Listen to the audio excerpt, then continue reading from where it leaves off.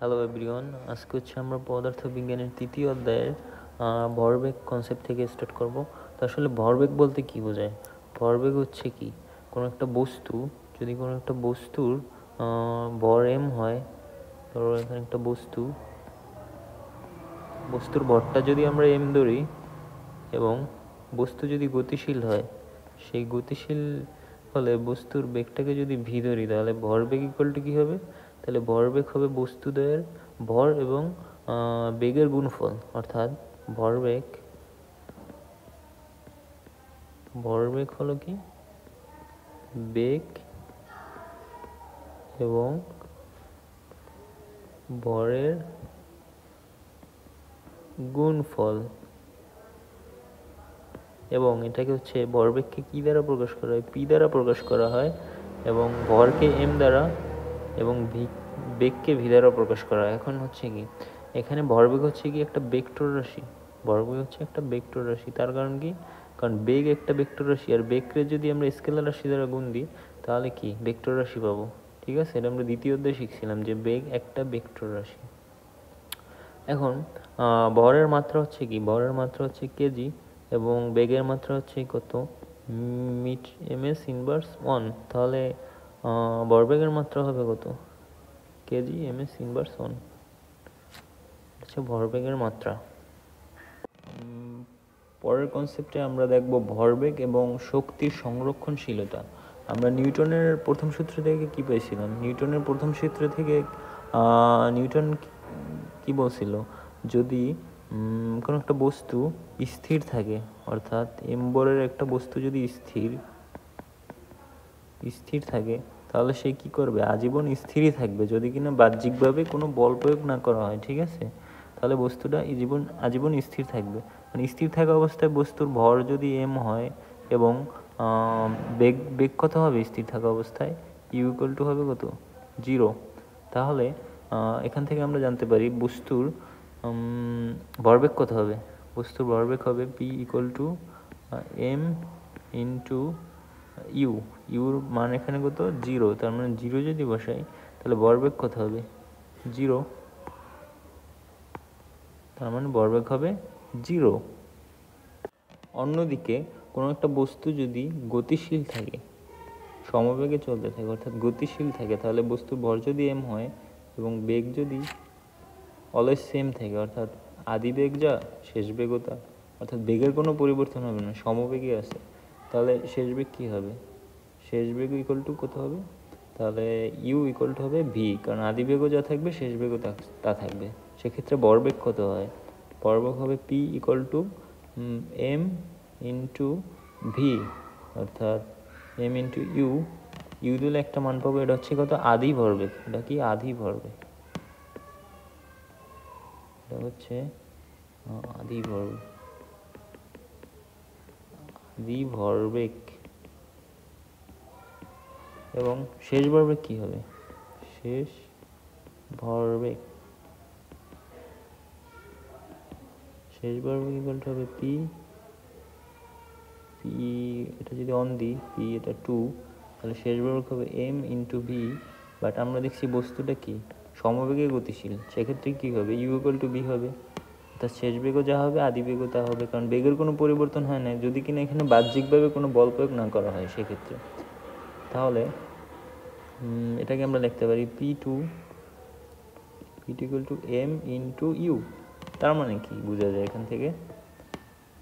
আদি ভরবেগও যা শেষ ভরবেগও কিন্তু তা, অর্থাৎ ভরবেগের কোনো পরিবর্তন হবে না যদি কিনা এখানে বাহ্যিকভাবে কোনো বল প্রয়োগ করা হয়। ঠিক আছে, বাট অপরদিকে এখানেও যদি আমরা কি বের করছি? এটা আদি ভরবেগ বের করছি, আদি ভরবেগ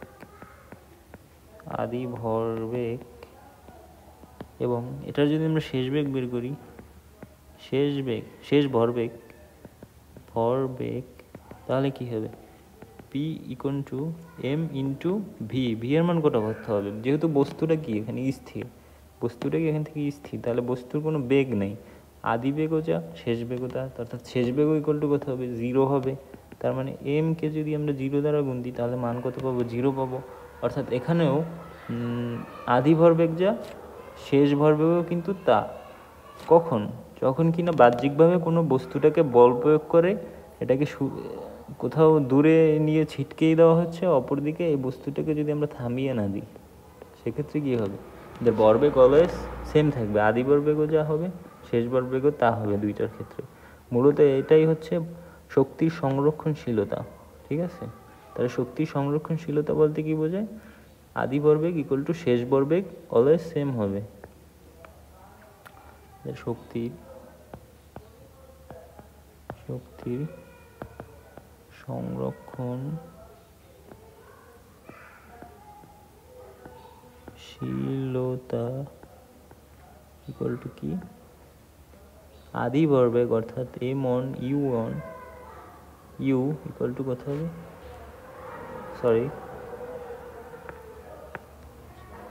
mu ইকুয়াল টু mv, অর্থাৎ আদি ভরবেগ যা থাকবে বস্তুর শেষ ভরবেগও কি তা থাকবে, যদি কিনা বাহ্যিকভাবে কোনো বল প্রয়োগ করা হয়।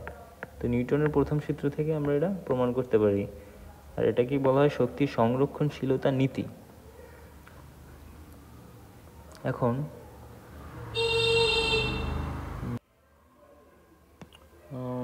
এখন আমরা যদি এটাকে দুইটা বস্তুর ক্ষেত্রে কল্পনা করি, অর্থাৎ এখানে একটা বস্তু, শুরুতে দুইটা বস্তুর, এটার বড় হচ্ছে কত m1 এবং এটার বেগ যদি হয় u1 অর্থাৎ আদি বেগ, এটার বর কি হবে m2 এবং বেগটাকে যদি u2 ধরে নিই, তাহলে একটা নির্দিষ্ট সময় পরে যদি সংঘর্ষ হয়, এদের মধ্যে সংঘর্ষ হয়, সেক্ষেত্রে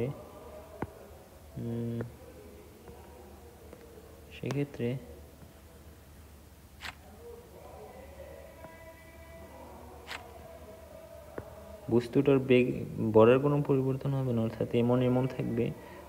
সংঘর্ষের পরে বেগটা যদি আমরা v1 ধরি এবং সংঘর্ষের পরে ভরটা m2 এবং বেগটাকে যদি আমরা v2 ধরি, অর্থাৎ দুইটা বস্তু, শুরুতে m1 ভরের একটা বস্তু যার বেগ হচ্ছে u1 এবং m2 ভরের একটা বস্তু যার বেগ হচ্ছে কত u2, এবং আর একটা নির্দিষ্ট সময় পরে কি হয়েছে, সংঘর্ষ হয়েছে এদের মধ্যে। সংঘর্ষ হওয়ার পরে এদের শেষ বেগটাকে যদি v1 এবং শেষ বেগটাকে যদি v2 ধরি, সেক্ষেত্রে শক্তির সংরক্ষণশীলতার নীতির সূত্র থেকে আমরা বলতে পারি যে এই দুইটার আদি ভরবেগের সমষ্টি ইকুয়াল টু এই দুইটার শেষ ভরবেগের সমষ্টি, ঠিক আছে। তাহলে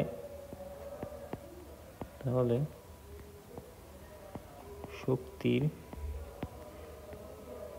সংরক্ষণশীলতার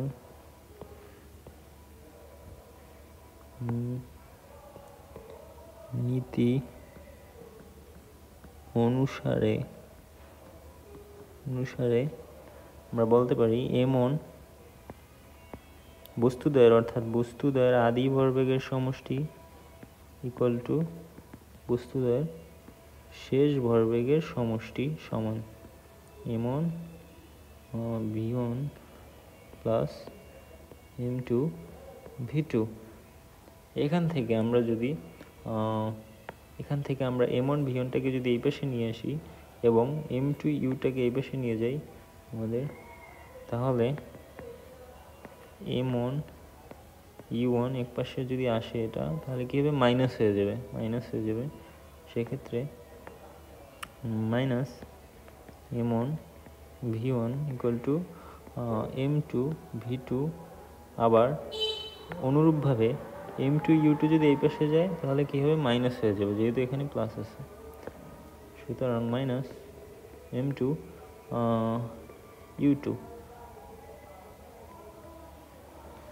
এখান থেকে আমরা যদি m1টাকে কমন নিই এবং তাহলে কি পাবো, m1 u1 মাইনাস v1।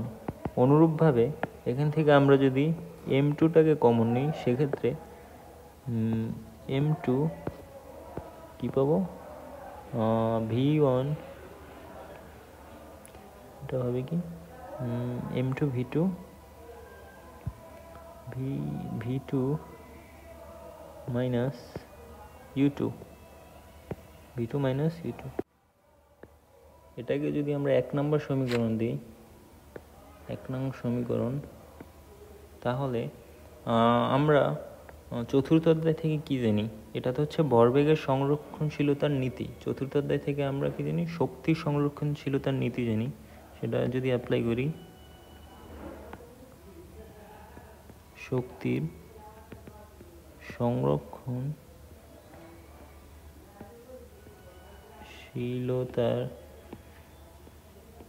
নীতি, এটা আমরা কেন বের করতেছি? কারণ এখান থেকে আমরা হচ্ছে যে v1 এবং হচ্ছে কি v2 মানটা বের করতে চাইতেছি। সেই মানটা বের করার জন্য আমাদের আর একটা সমীকরণ লাগবে। সেই সমীকরণটা হচ্ছে কি শক্তির সংরক্ষণশীলতার নীতির যে সমীকরণটা আছে সেটা। তাহলে সেটা আমরা কি জানি? এটা তো চতুর্থ অধ্যায়, half m1 u1 whole square plus half m2 u2 whole square equal to half m1 v1 whole square plus half m2 v2 whole square। এখান থেকে কিন্তু হাফ হাফ কাটা যায়, অর্থাৎ হাফ হাফ যদি কাটা যায় সেক্ষেত্রে কি থাকে? m1 u1 whole square plus m2 u2 whole square equal to m1 b1 whole square, এখানে থাকবে plus m2 b2 whole square। এবং পরবর্তী পেজে যদি যাই তাহলে ডুপ্লিকেট পেজ, ওয়েট, পরবর্তী পেজে এখান থেকে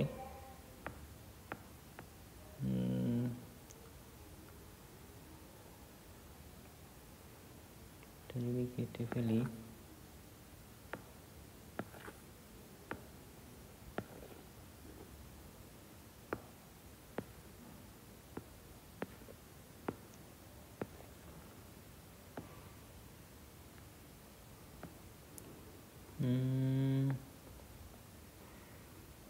থেকে আমরা জানি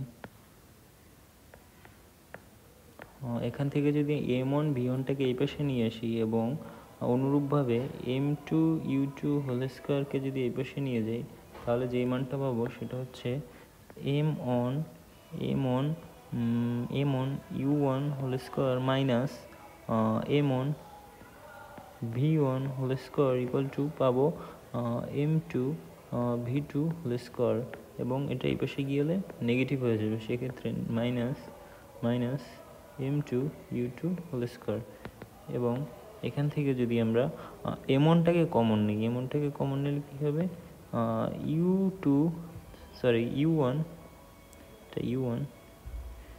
u1 whole square minus b1 whole square equal to, এখান থেকে যদি m2কে কমন নিই তাহলে v2 হোল স্কোয়ার মাইনাস থাকতেছে u2 হোল স্কোয়ার। এখন এখানে একটু খেয়াল করো, এখানে কি আছে? a square minus B square সূত্রের ফর্মেটে আছে, সেম এটাও a square minus B square সূত্রের ফর্মেটে আছে। এখন এটাকে যদি আমরা ভাঙি, সূত্রটা অ্যাপ্লাই করি, তাহলে কি হবে? m1 ইকুয়াল টু কী হবে? a প্লাস বি বলতে কি u1 প্লাস v1 দুইটাই হোল স্কোয়ার হবে ইন্টু a মাইনাস বি, অর্থাৎ u1 whole square minus v1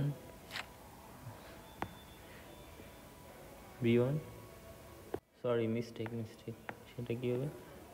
সূত্র তো এটা হবে না, সূত্র তো হচ্ছে এটা a plus B into a minus B, অর্থাৎ u1 প্লাস v1 ইন্টু কী হবে? a মাইনাস বি, অর্থাৎ u1 মাইনাস v1 হবে, u1 মাইনাস v1। সিমিলারলি এটা যদি m2 হয়, তাহলে এখানে যদি a square minus B square সূত্র অ্যাপ্লাই করি, তাহলে কী হবে? a প্লাস বি অর্থাৎ v2 plus u2 into a minus B অর্থাৎ v2 মাইনাস u2, তাহলে 2 হবে। তাহলে এটাকে যদি আমরা 2 নম্বর সমীকরণ নাম দিই, 2 নম্বর সমীকরণ। এখন এটাকে যদি কপি করি, কপি ডুপ্লিকেট, এটা হচ্ছে 2 নম্বর সমীকরণ, ডিলিট দিই।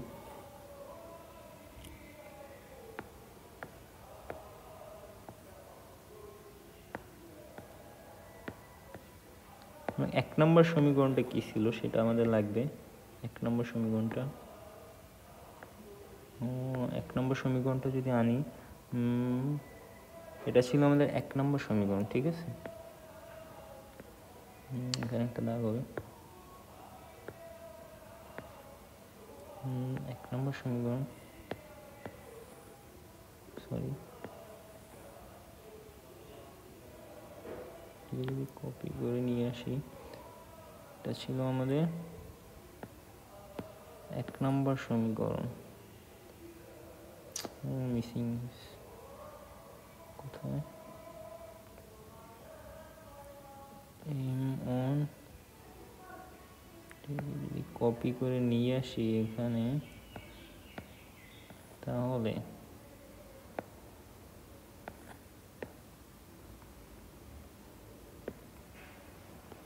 এটা হচ্ছে আমাদের এক নম্বর সমীকরণ, আর এটা হচ্ছে কি 2 নম্বর সমীকরণ, ঠিক আছে। এখন 2 নম্বরকে যদি 1 নম্বর দ্বারা ভাগ দিই, অর্থাৎ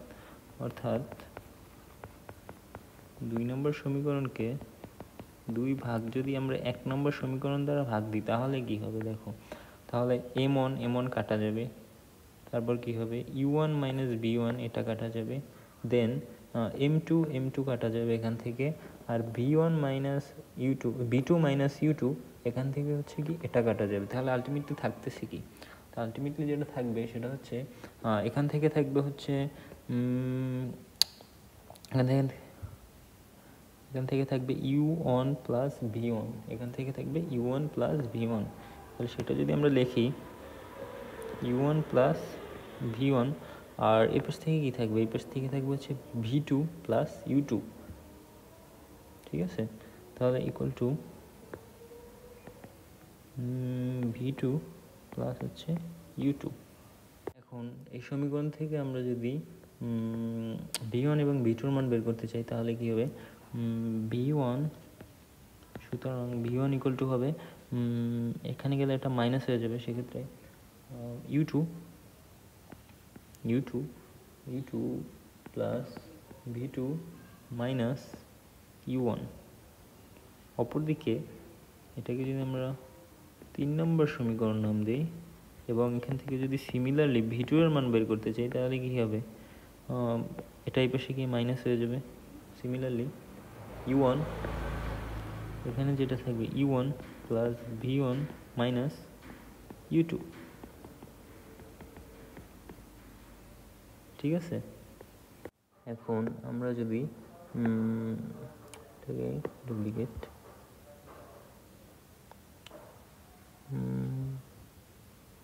এটাকে ডিলিট করে দিই, অর্থাৎ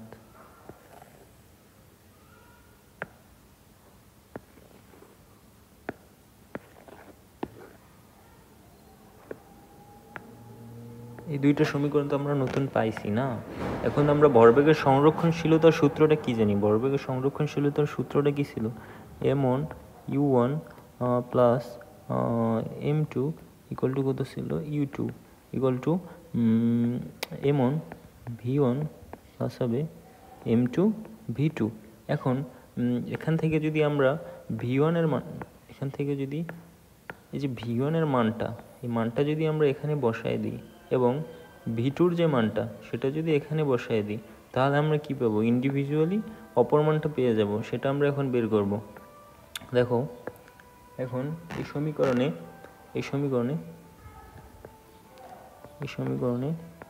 m1 u1 plus m2 u2 equal to, যদি v2 মানটা বসাই তাহলে কি হবে m1 v1 প্লাস m2। এখন যদি এই যে v2 আছে না, এই যে v2, এই v2 জায়গায় যদি আমরা এই মানটা বসাই দিই, এই পুরো মানটা, তাহলে আমরা কি এর মান পাবো, আমরা v1 এর ভ্যালুটা আমরা বের করতে পারবো সমীকরণ আকারে, ঠিক আছে। তো এটাই হচ্ছে আমাদের উদ্দেশ্য। তো এটা যদি আগে বের করি, তাহলে v1 এর মান কত ছিল, সরি v2 এর মান কত ছিল, এটা তো হবে v2 এর মান তো এটা। তো v2 এর মান যদি আমরা এটা বসাই, তাহলে মানটা কি হবে u1 প্লাস v1 মাইনাস কত u2। এখন এটাকে যদি মডিফাই করি অর্থাৎ m1 প্লাস কী হবে m2 u2 ইকুয়াল টু এটা তো যা আছে তাই থেকে যাবে প্লাস এখানে হবে m2 প্লাস m2 এবং এটা এখানে কী হবে মাইনাস প্লাস মাইনাসে মাইনাস, সুতরাং m2 এখন এখন এখন এখান থেকে যদি আমরা এই দুইটা মানকে এই পাশে নিয়ে যাই অর্থাৎ m2 এবং মাইনাস m2 এই দুইটা জিনিসকে যদি আমরা অপর পাশে নিয়ে যাই তাহলে এখানে কি থাকে দেখো, এই দুইটা জিনিস থাকবে। তাহলে এটা এরকমভাবে যদি লিখি আমরা m1 প্লাস m2 এখানে তো প্লাস ছিল, এটা এখানে ছিল প্লাস, তাই এখানে চলে যাবে মাইনাস। তাহলে মাইনাস m2 আর এটা ছিল এখানে নেগেটিভ, তার মানে এখানে যদি আসে হয়ে যাবে কি পজিটিভ। তাহলে প্লাস m2 তাহলে এখানে কি থাকবে m1, এখানে থাকবে m1 v1 আর হচ্ছে প্লাস m2 v1। তাহলে এখানে খেয়াল করো, এখানে হচ্ছে u1 আছে, এখানে u1 আছে, তার মানে এই দুইটা কমন নেওয়া যায় অর্থাৎ u1 এখান থেকে কমন নেওয়া যায়। সিমিলারলি এখানে u2 আছে, এখানে u2 আছে, তাহলে এই দুইটা কি এখান থেকে কমন নেওয়া যায়। সুতরাং আমরা যদি এখানে u1 লিখি তাহলে কি হবে m1 প্লাস m2 হবে। সরি, এটা তো মাইনাস হওয়ার কথা, যেহেতু এখানে মাইনাস আছে সেক্ষেত্রে এখানেও কি হবে মাইনাস হবে কমন নিলে, তাহলে মাইনাস। আবার এখান থেকে যদি আমরা u2টাকে কমন নিই, এই u2টাকে, তাহলে কি হবে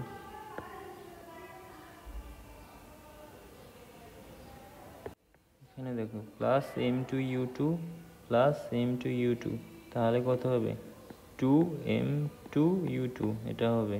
তাহলে প্লাস 2m2 ইকুয়াল টু হবে, এখান থেকে যদি আমরা v1কে কমন নিই, এবার থেকে v1কে, তাহলে যেটা পাবো v1 ব্র্যাকেট এখানে থাকবে m1 আর প্লাস m2। এখন যদি আমরা v1 এর ভ্যালুটা এখান থেকে বের করতে চাই, এই v1 এর ভ্যালু, তাহলে এই জিনিসটাকে কি করতে হবে, এখানে আসা লাগবে। এখানে যেহেতু এটা গুণ আকারে আছে এটার সাথে, তাহলে এখানে আসলে কি হয়ে যাবে ভাগ আকারে চলে যাবে। তাহলে v1 এর ভ্যালু যেটা পাবো সেটা হচ্ছে v1 ইকুয়াল টু পাবো এই মানটা এখানে বসবে। সুতরাং এটা যদি কপি করে এনে এখানে বসাই, কপি u1 ডিভাইডেড বাই এখানে হবে এই মানটা,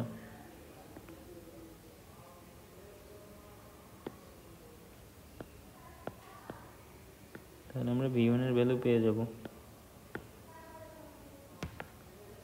ঠিক আছে, হচ্ছে আমাদের v1 এর সমীকরণ। সিমিলারলি আমরা এখান থেকে কি বের করতে পারবো, v2 মানটাও বের করতে পারবো। v2 কেমনে বের করতে পারবো, এই যে v1 আছে না, এখানে যদি আমরা v1 এর এই ভ্যালুটা বসাই দিই v1 এর, তাহলে সিমিলারলি আমরা এখানে v2 মানটাও বের করতে পারবো। তো সেটা করার জন্য আমাদের এখানে যদি যাই,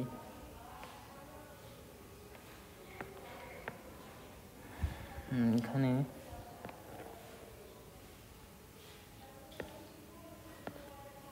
জাস্ট আমাদের v1 এর ভ্যালুটা এখানে বসানো লাগবে।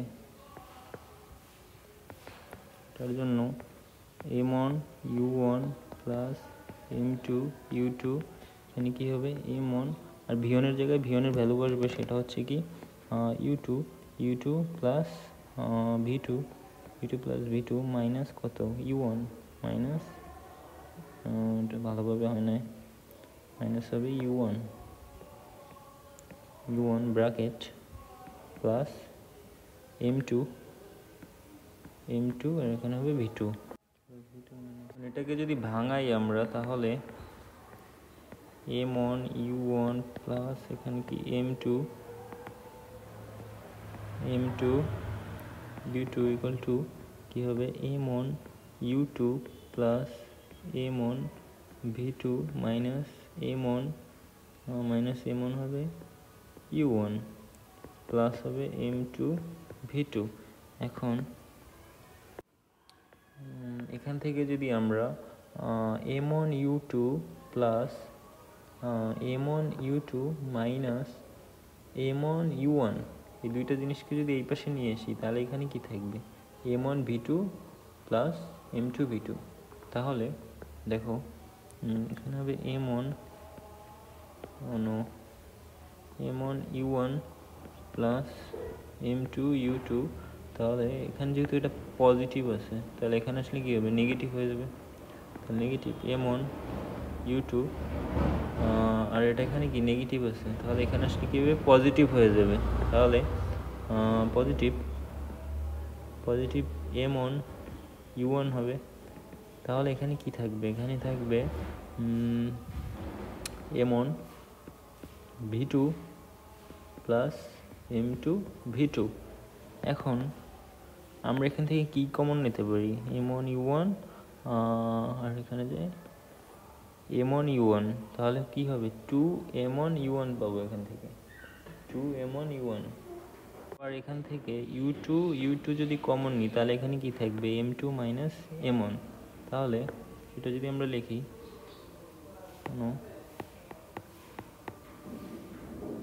যদি আমরা u2 কমন নিই যদি কমন নিই তাহলে তো এখানে থাকবে m2 মাইনাস m1। সিমিলারলি এখানে m1 u1 plus m1 u1 তাহলে হবে 2 প্লাস 2 m1 u1। এবং এখান থেকে যদি আমরা v2 কমন নিই তাহলে v2 ব্র্যাকেট কী পাবো m1 প্লাস m2। এখন আমরা যদি v2 এর ভ্যালু বের করতে চাই তাহলে v2 ইকুয়াল টু হবে এই মানটা কপি করে নিয়ে আসি, কপি আগে হবে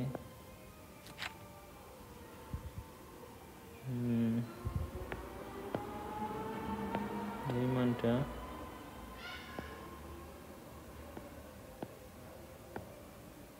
ডিভাইডেড বাই হবে এটা।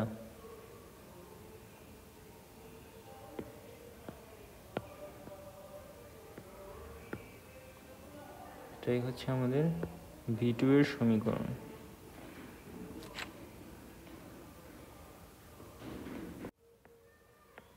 তো এটাই ছিল আমাদের ভরবেগের সংরক্ষণশীলতার সূত্র এবং গতিশক্তির সংরক্ষণশীলতার সূত্র অ্যাপ্লাই করে শেষ বেগ বের করার পদ্ধতি। দুইটা বস্তু যদি থাকে তাহলে একটা বস্তুর v1 শেষ বেগ বের করার পদ্ধতি এবং হচ্ছে অপর বস্তুটার শেষ বেগ বের করার প্রসেস।